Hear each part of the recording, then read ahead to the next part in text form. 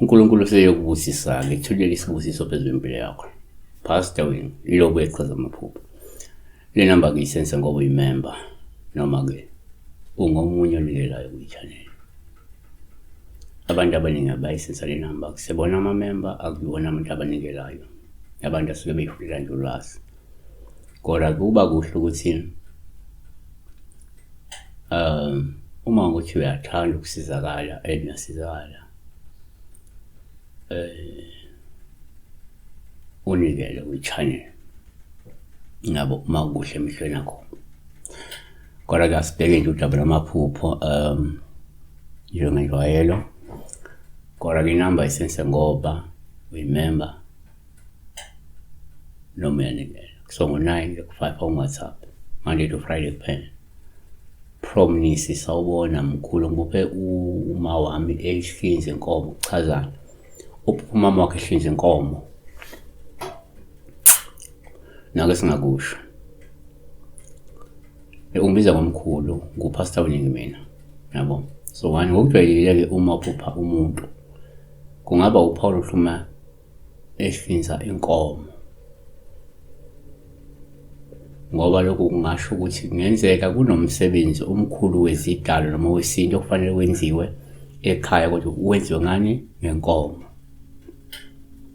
Noma kukhona umsebenzi ozokwehla ozodinga inkomo wena. 2.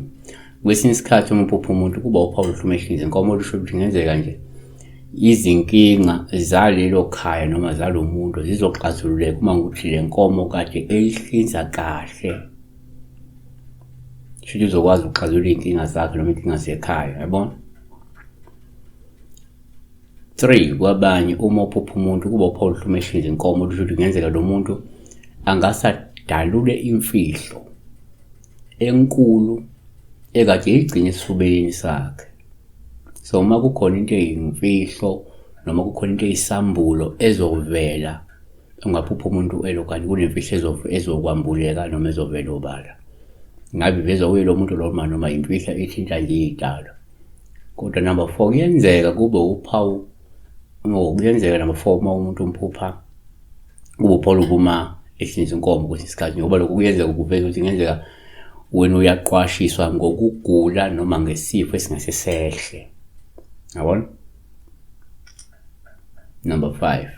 Ngokwesintu uma kwenzeka uphupha umuntu kuba uPaul ubufuthi uma ehlinza leyo nkomo. Ngoba ngasho ukuthi ngenzeka uyakhonjiswa wena ukuthi lo muntu loyo ohlinzayo noma komunye uganga ngesidalo. Yabona? Lapha okungenzeka uganga ngalesidalo ngoba efuna sibheke yena singabheka abanye abantu kodwa ukhona into ewububi ayenzayo phezu kwesidalo. Ingakho ngibona ihlaba lenkomo noma ehlinza lenkomo. Kuba kanjani? Qapheleni.